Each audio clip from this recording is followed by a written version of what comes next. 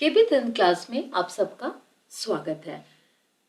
आज के इस वीडियो में हम बुद्धि लब्धि यानी कि आईक्यू का अध्ययन करने वाले हैं। आज का ये वीडियो आपके लिए बहुत ही इम्पॉर्टेंट है क्योंकि बोर्ड एग्जामिनेशन में आईक्यू से संबंधित प्रश्न लघु उत्तरीय, अति लघु उत्तरीय और बहुविकल्पी तीनों प्रकार के पूछे जाते हैं। तो आज का वीडियो बहुत ध्यान से देखिए। शुरू करते हैं आज की क्लास। बुद्धि लब्धि, जिसे इंग्लिश में इंटेलिजेंट क्वोशेंट कहा जाता है और इसको शॉर्ट फॉर्म में आईक्यू कहा जाता है। इसका प्रयोग आजकल मनोवैज्ञानिक परीक्षणों में काफी किया जाता है। तो ये बुद्धि लब्धि होता क्या है?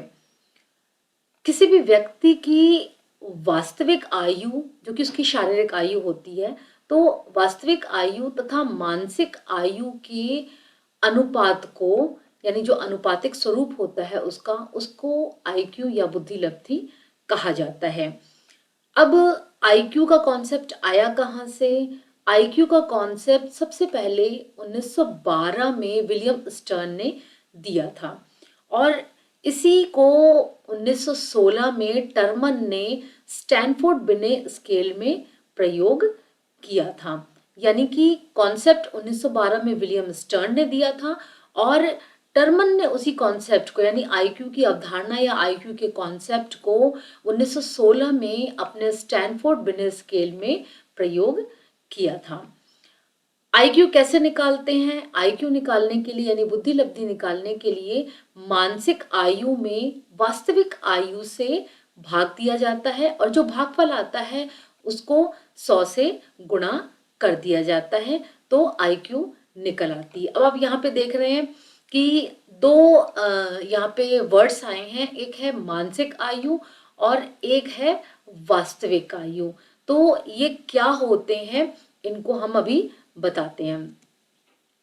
वास्तविक आयु जो कि शारीरिक आयु होती है और इसे अंग्रेजी में क्रोनोलॉजिकल एज यानी कि शॉर्ट फॉर्म में सीए कहा जाता है। तो ये होती क्या है? ये किसी भी व्यक्ति की आयु होती है यानी उम्र होती है और इसका निर्धारण उसकी जन्म तिथि से किया जाता है। यानी जब हम पैदा होते हैं उसके बाद हम जितने साल बीतते जाते हैं उतनी ही हमारी उम्र यानी हमारी आयु होती है। तो ये हमारी वास्तविक आयु होती है, यानी कि हम कितने साल के हैं, हमारी उम्र कितनी है। इसके बाद है मानसिक आयु यानी कि मेंटल एज, जिसे शॉर्ट फॉर्म में एमए कहा जाता है।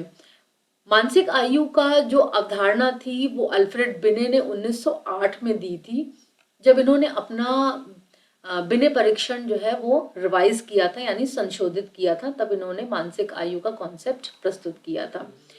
मानसिक आयु का निर्धारण बौद्धिक स्तर के आधार पर किया जाता है। बौद्धिक स्तर यानी बुद्धि का जो लेवल है उसके आधार पर इसका निर्धारण किया जाता है। और कैसे किया जाता है?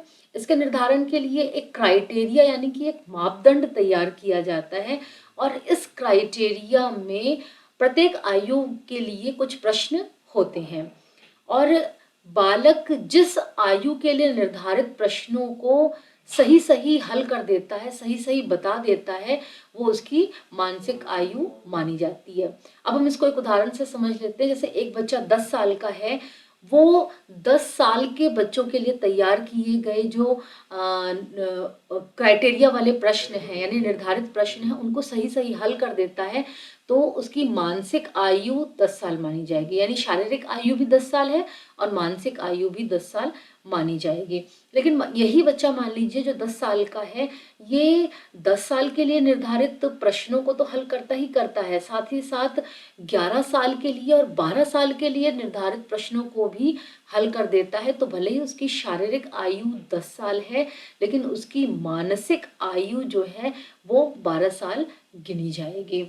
और अगर यही बच्चा जो 10 साल का है वो 10 साल के लिए छोड़िए 9 साल के लिए भी नहीं, 8 साल के लिए निर्धारित प्रश्नों के उत्तर दे पाता है और उसके ऊपर के लिए जो निर्धारित प्रश्न है आयु के उनको नहीं हल कर पाता है, तो भले ही उसकी शारीरिक आयु 10 साल है, लेकिन उसकी मानसिक आयु जो है वो 8 साल ही मानी जाएगी। तो मानसिक आयु का निर्धारण इस प्रकार से किया जाता है।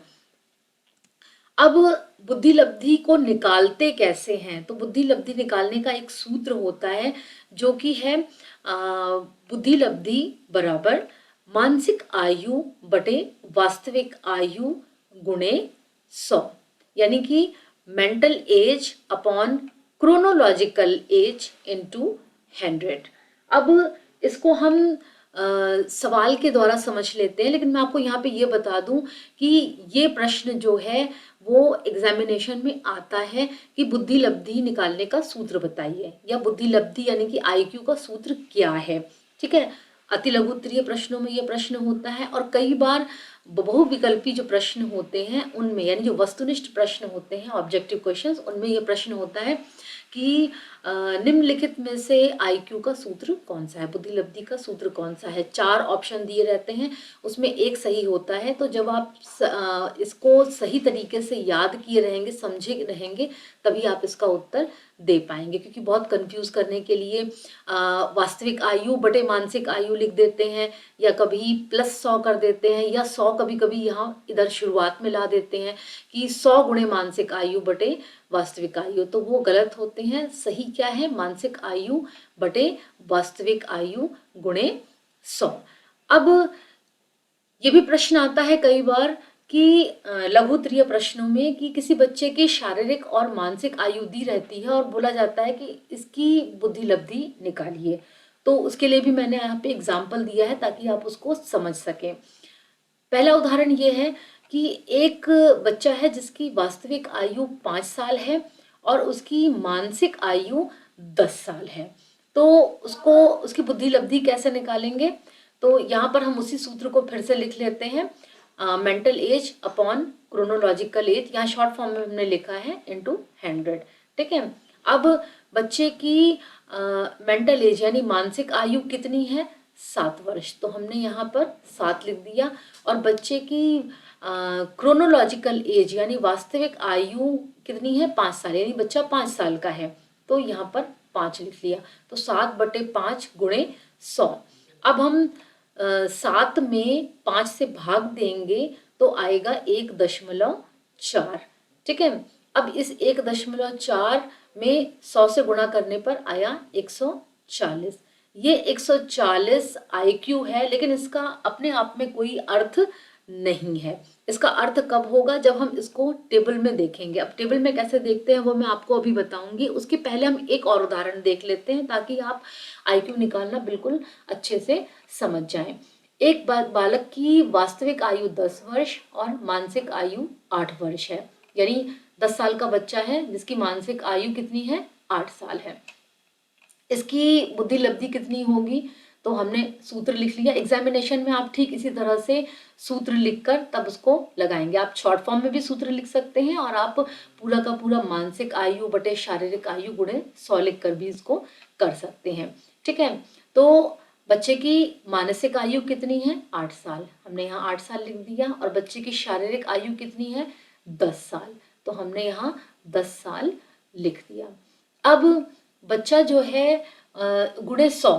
ठीक है, अब बच्चे की आईक्यू कैसे निकालेंगे? हमने 8 में 10 से भाग दिया तो आया भागफल 0.8। अब इसमें 100 से गुणा करेंगे तो आएगा 80। ठीक है, तो बच्चे की बुद्धि लब्धि यानी आईक्यू कितनी है? 80। अब इसको हम तालिका में देखते हैं, यानी टेबल में देखते हैं। 2 टेबल मैंने ली हैं, एक टर्मन मैरल की टेबल है और एक है गैरेट की टेबल, जो मैं अभी आपको दिखाऊंगी। तो इसमें आप देख सकते हैं एक तरफ बुद्धि लब्धि दी है, यानी जो अभी हमारा स्कोर आया, जैसे 140 आया और एक बच्चे का 80 आया। ठीक है, तो उसी तरह से बुद्धि लब्धि के स्कोर दिए हुए, मतलब कितनी कितनी बुद्धि लब्धि होगी वो पूरा दिया हुआ है। ठीक है, और दूसरी तरफ बुद्धि वर्ग दिए हैं, यानी कि कैटेगरी दी हुई है बुद्धि की। तो हमारा जो पहला बच्चा था वो 140 के अंतर्गत आता है, यानी उसकी आईक्यू कितनी है? 140 है। तो इस हिसाब से, इस टेबल के हिसाब से वो बच्चा प्रखर बुद्धि का होगा, यानी वेरी सुपीरियर होगा। इसी तरह से अगर किसी की IQ जो है वो 90 से 100 के बीच में आती है, तो ऐसा बच्चा जो है, ऐसा व्यक्ति जो है वो सामान्य बुद्धि का होगा। तो ये टेबल भी आपको याद करनी होगी, क्योंकि इससे संबंधित प्रश्न भी आते हैं कि एक औसत बुद्धि के बच्चे की IQ कितनी होगी, ठीक है।